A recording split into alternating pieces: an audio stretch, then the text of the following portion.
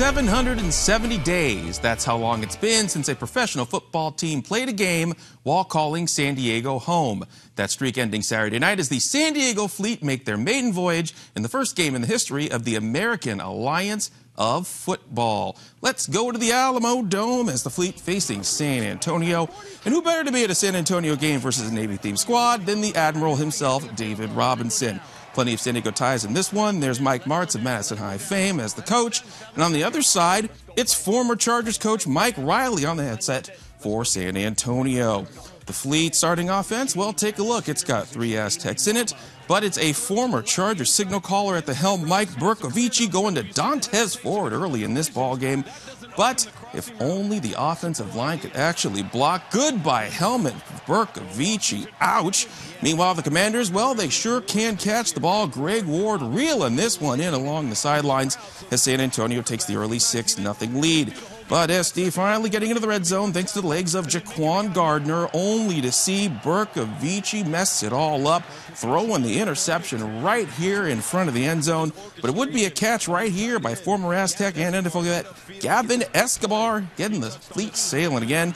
It's another Aztec, Donnie Hageman, adding the first points of the Fleet era as we are tied at 6 at the break. But the Commanders would take the lead after another great catch in the arsenal, this time from Alonzo Moore. Count 3 Fleet members, it just doesn't matter. And that would lead to former Chargers running back Kenneth Farrow scoring the touchdown. 12-6, San Antonio leads in the fourth. And Bercovici, well, he gets benched for Philip Nelson in the fourth quarter. But the Commanders' defense gets pick number 3 anyway. That, plus 6 sacks, making it a winning night for the home team as the Fleet lose in their opening game, the final, 15-6. Well, the NCAA Selection Committee releasing their top 16 teams for the NCAA tournament Saturday morning. Gonzaga right now is projected as the #1 squad in the West region. And that's probably why it's a standing room only crowd at Jenny Craig Pavilion when the Bulldogs visit USD next weekend. But the Toreros cannot look forward to hosting the Zags and BYU next weekend because they've got Waves to battle in Pepperdine. And for most of the ball game, USD is in full control, having a little block party there.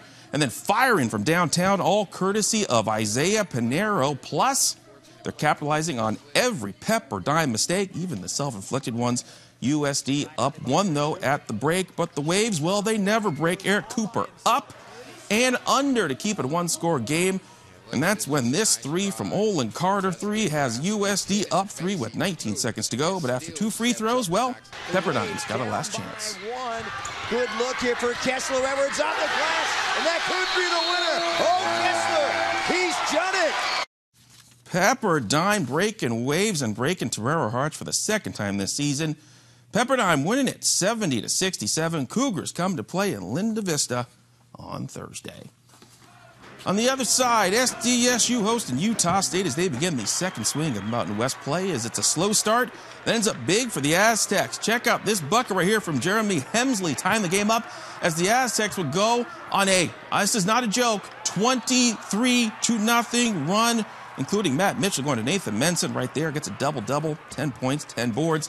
Then the second half, Mr. Matt Mitchell taking over, put back and the foul as the Aztecs take a 10-point lead. And then with 5 minutes left, Mr. McDaniels, how about a night for you? And 16 points. SDSU gets the win. Final 68-63.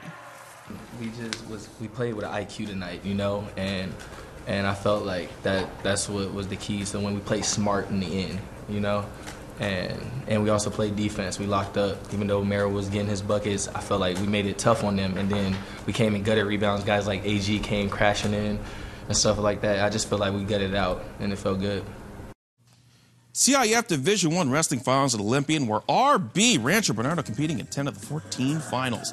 Let's go to the 184-pound match. The Broncos' Javen Javero just getting the pin on Olympian's John Johnson, and that'll get him a CIF title. Yes, it will.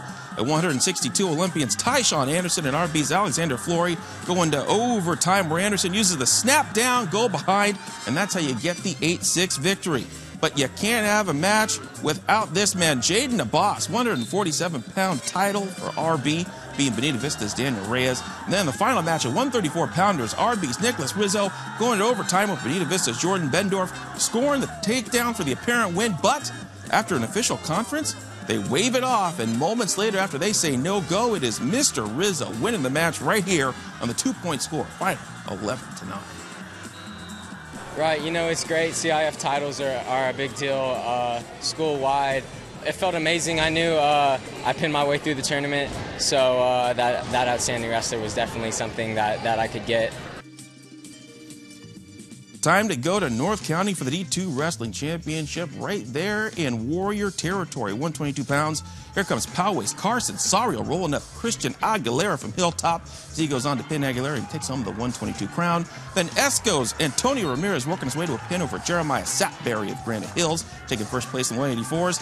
And at 147, Rancho Buena Vista's Athan Escamilla. Beautiful counter on Poway's Christian Morales as he pins him. And it's hard to pin a Titan, that's for sure, to win the 147-pound championship. But you can't stop a Poway Titan when they're down. They get first place, Miramesa second, and RBV gets third. I came in just thinking, oh, I'm going to wrestle, see what I do, you know? And here I come, winning CIF, which I never thought I would win it. I felt good. My coaches told me just go do what you know to do. And when it's the big shot, throw it in there, and that's what I did. It feels great. It feels pretty good getting second. Our team worked really hard this year, and we've been through a lot as a whole team, you know, with people getting injured, quitting on us, but we still prevailed and we fought through it, and getting second is not that bad. It feels amazing. You know, I wrestled my heart out, all the hard work I put in, you know, into that match. You know, our coaching staff really puts in a lot of work for us, you know, really wants us to succeed, and we put in all the work to win these tough matches, you know, win this tournament every year. Everybody in the pool D1 girls water polo. Number 3 seed Torrey Pines going against Del Norte in the quarters. And here comes Jordan Dodd of the Lady Falcons lobbing the shot right there. One of her team high 4 goals. And it's the Nighthawks time. Gwen Vesta open in front of the net, and you know you can't stop her there. One of her 4 goals, tying the game at 4. But late in the contest, Lady Falcons got to defend without a goalie. But Daphne Fadelson making the defensive stop. How about that? Torrey Pines gets the win. Final 11-8. We're very excited to make Open last year because it was our first time at Torrey Pines history. But D1, I think we're really excited because we have a chance to really take it this year, and our ladies have worked hard all season, so I think we're ready to take the dub this year. Also in D1, second-seeded El Camino taking on the 7th Street Claremont Lady Wildcats. Sydney Dixon firing the shot in the corner of the net for one of her team hot 3 goals. But the Lady Chieftains answer with Phoebe Corrigan. Hello, Corrigan woman, scoring one of her 2 goals. This game is tied at 4-4, but El Camino will pull ahead late. Mia Barr, no problem. Penalty shot for one of her 2 goals. Defending D1 champions, trying to stay that way after a 10-8 win. It's been very important to us. We always because when you win 1, it's not as important to other people, but when you win 2, you're more memorable. So now we're trying to become more memorable.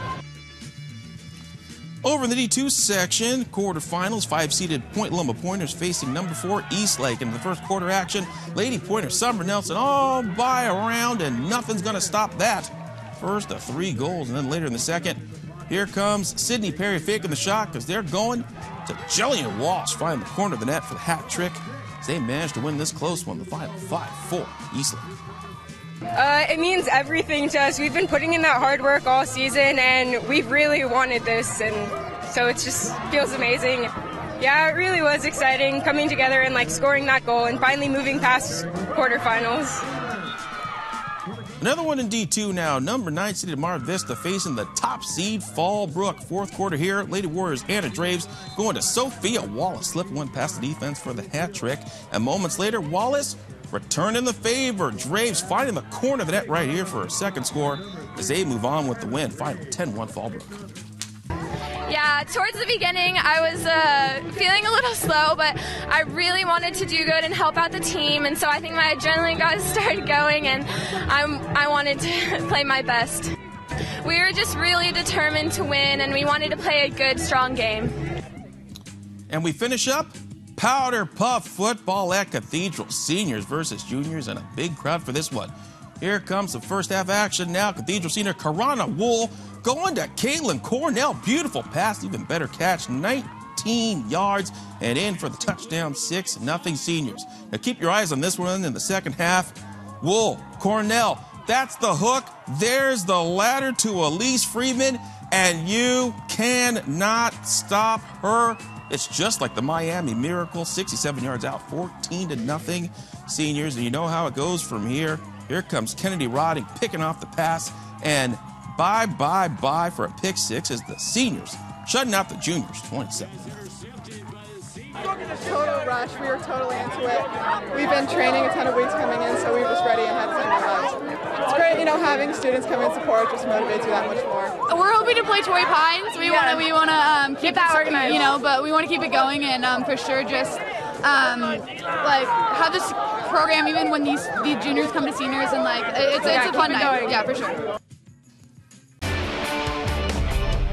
Tell you what, that's a masterful job by Chris Terrori to keep that ball on the scrum. And there goes Peterson again. He dummies, he gets it out to Augsburger, and he'll score just like that.